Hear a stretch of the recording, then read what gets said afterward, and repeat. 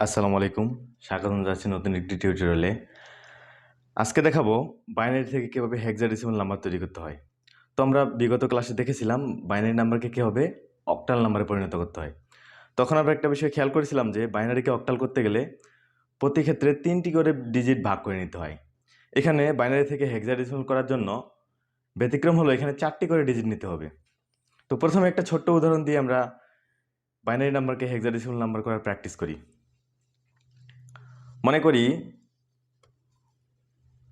1 1 0 1 0 1 1, এটা একটা binary number, এটাকে আমরা হেক্সাডেসিমাল নাম্বারে রূপান্তর করব। তো আমরা এখান থেকে যে বাইনারি নাম্বারটা দেওয়া আছে এটাকে 4টি ডিজিট করে ভাগ করে নিয়ে নিই।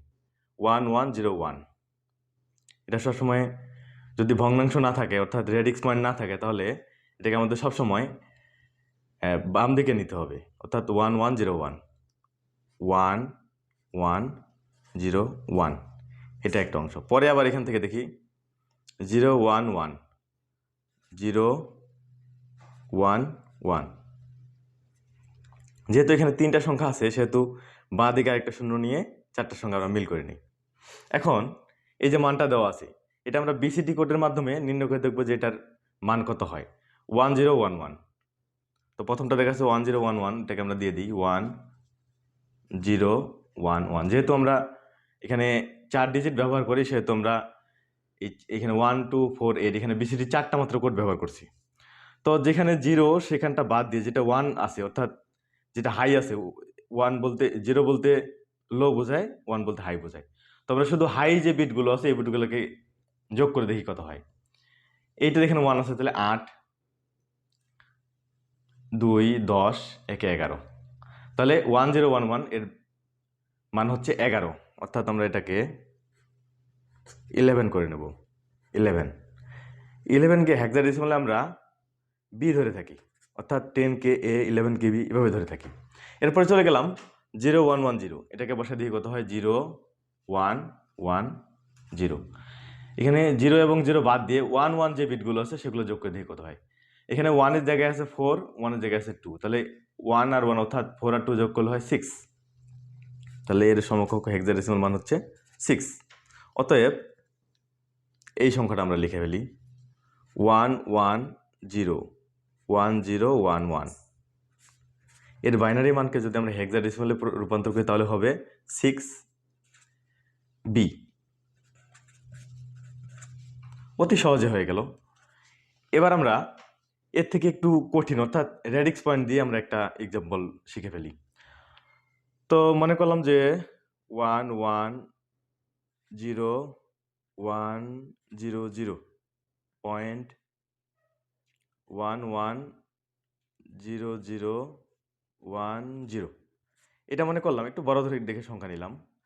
এটা বাইনারি মান আছে, এটা আমাদের হেক্সাডেসিমাল মানে রূপান্তর করতে হবে। তো আমরা প্রথমে এটাকে দশমিক থেকে সবসময় বাম পাশে 4টা করে সংখ্যা নিব। তাহলে 0 0 1 0 0 0 1 0, এবং পরে এখানে থাকে 4টা সংখ্যা নিলে বাকি থাকে 1 1 1 1। দুইটা সংখ্যা হয় 4টা মিল করার জন্য আমরা বাম পাশে 2টা শূন্য নিয়ে নেব।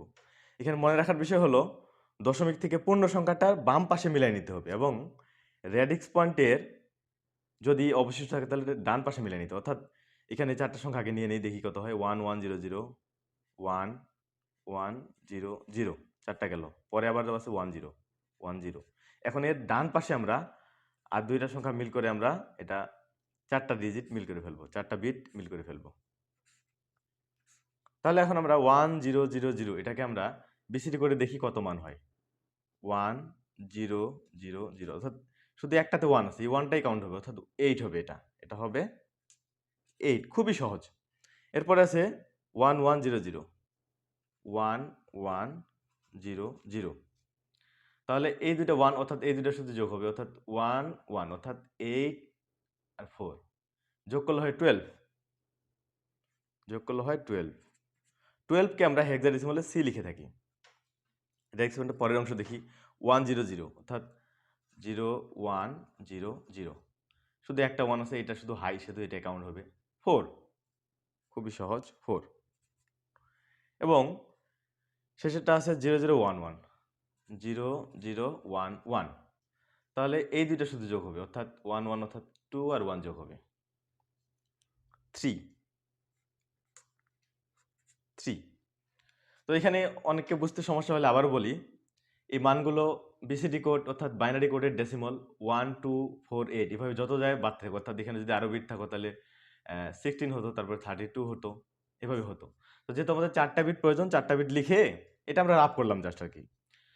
আমরা এই 4টা বিট বসাই দিব, বসাই দিয়ে যেগুলো শুধুমাত্র 1 হবে সেগুলো কাউন্ট করে আমরা প্রাপ্ত মানটা বের করব। জিরোগুলো কাউন্ট করব না, অর্থাৎ জিরোগুলো বন্ধ থাকবে, 1গুলো চালু থাকবে, শুধু 1গুলো কাউন্ট করব। এভাবে আমরা সবগুলো রাফ করে এই মানগুলো বের করছি।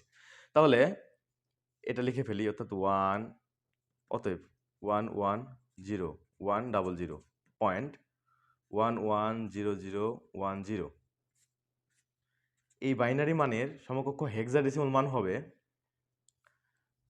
করে ফেলি 34.C8 হেক্সাডেসিমাল। আশা করি প্রত্যেকে বিষয়টা বুঝতে পারছো।